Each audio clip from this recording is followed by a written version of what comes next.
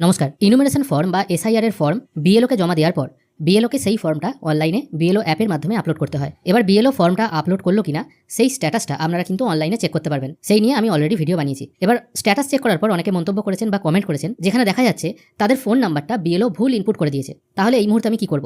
গতকালকে পর্যন্ত যে আপডেটটা ছিল বিএলও অ্যাপেও, এবং আমিও ভিডিও বানিয়ে আপনাদের দেখিয়েছিলাম, ফর্ম যদি এসআইআর ফর্ম বা ইনুমারেশন ফর্ম যদি একবার আপলোড হয়ে যায় বা সাবমিট হয়ে যায়, তাহলে আপনি সেটা কিন্তু আর এডিট করতে পারবেন না। কিন্তু আজ 19 নভেম্বর 2025 একটি নতুন আপডেট এসেছে, যে আপডেটে বলা হচ্ছে আপনারা কিন্তু এই ফর্ম কারেকশন বা এডিট করতে পারবেন। এবার এই যে এডিটটা হবে না, এটা যে শুধুমাত্র বিএলওকে দেওয়া ফর্মে হবে তাও নয়, আপনারা যদি অনলাইনেও সাবমিট করে থাকেন ফর্ম, সেখানেও যদি কোনো রকম ভুল ত্রুটি রয়ে যায় সেটাও কিন্তু কারেকশন করা যাবে। অবশ্য সেই কারেকশনটা শুধুমাত্র বিএলওই করতে পারবে, আপনারা নিজেরা কিন্তু করতে পারবেন না। সেই জন্য বিএলও শরণাপন্ন আপনাকে হতে হবে। আমি এখন একটি বিএলও অ্যাপ ওপেন করে নিয়েছি। এই অ্যাপের একদম নিচের দিকে স্পেশাল ইন্টেনসিভ রিভিশন বলে একটি অপশন আছে, এটির উপর আমি ক্লিক করব।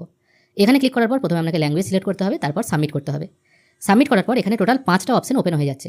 গতকাল 18 নভেম্বর 2025 পর্যন্ত এখানে শুধুমাত্র 2টি অপশন ছিল, তার আগে 3টি অপশন ছিল। এখন 2টি নতুন অপশন আরও অ্যাড হয়েছে। সেই অপশনগুলি হলো online forms fill by elector, যে সমস্ত ভোটাররা অনলাইনে ফর্ম ফিল করেছে সেই ডিটেলগুলো একজন বিএলও চেক করার জন্য এই 3 নম্বর অপশনে ক্লিক করে সে কিন্তু দেখতে পাবে এই বিএলওর এরিয়ায় কোনো ভোটার অনলাইনে ফিল আপ করেনি, সেই জন্য নো রেকর্ড দেখাচ্ছে। যদি আপনি অনলাইনে ফিল আপ করে থাকেন তাহলে একজন বিএলও এই 3rd অপশনে ক্লিক করে দেখতে পাবে কোন কোন ভোটার অনলাইনে ফর্ম ফিল আপ করেছে। 4 নম্বর অপশন চলে আসছে রেকটিফাই ফিল্ড ইনুমারেশন ফর্ম। যদি বিএলও মারফত কোনো ফর্ম আপলোড বিএলও অ্যাপে আর কি, সেটা যদি কোনো বিএলও ভুল করে ফেলেন তাহলে তিনি কিন্তু কারেকশন বা এডিট করতে পারবেন।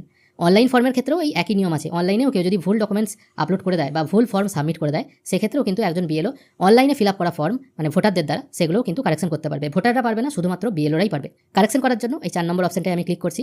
এখানে ক্লিক করার পর বিএলও যে সমস্ত ফর্মগুলো আপলোড করেছে সেগুলো এখানে শো হবে। আর যারা অনলাইনে করেছে সেক্ষেত্রে 3 নম্বর অপশনে গেলে যে সমস্ত ভোটাররা অনলাইনে আপলোড করেছে বা সাবমিট করেছে এসআইআর এর ফর্ম, সেক্ষেত্রে তাদের নামগুলো এইভাবে শো হবে। কারেকশন কী করে করবে? কারেকশন করার জন্য যে ভোটারের নাম বা যে ভোটারের ডিটেল কারেকশন তিনি করতে চান, এই ভিউ ডিটেল অপশনে ক্লিক করতে হবে।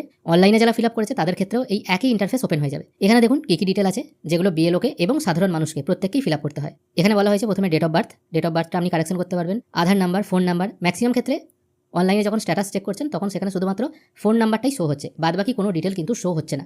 তাই বিএলও কী ডিটেল আপলোড করলো সেটা কিন্তু আপনার বোঝার ক্ষমতা নাই, শুধুমাত্র আপনি ফোন নাম্বারটাই দেখতে পাবেন সেটা ঠিকঠাক আপলোড হয়েছে কিনা।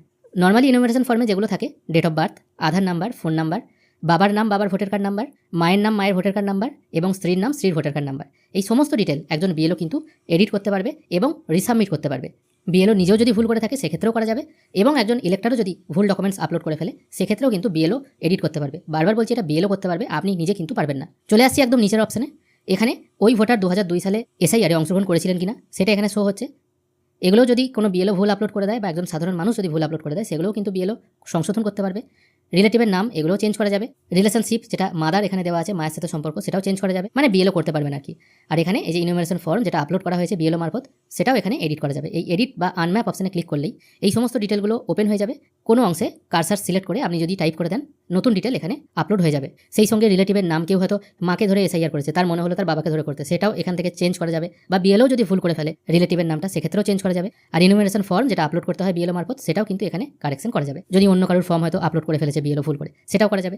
ফটো আপলোড করতে হচ্ছে না। আর নিচের দিকে সাবমিট বলে একটা অপশন আছে। আর যারা অনলাইনে এই কাজটি করেছে তারা যদি মনে করে রিভেরিফাই করতে বা এডিট করতে, সেক্ষেত্রে তাদের দুটো অপশন দেখাবে, বাঁ দিকে থাকবে এডিট আর ডান দিকে থাকবে ফাউন্ড ওকে। ঠিক আছে, ফাউন্ড ওকে করে দিলেই ফর্মটা সাকসেসফুলি সাবমিট হয়ে যাবে, যেটা বিএলও ভেরিফাই করে নেবে।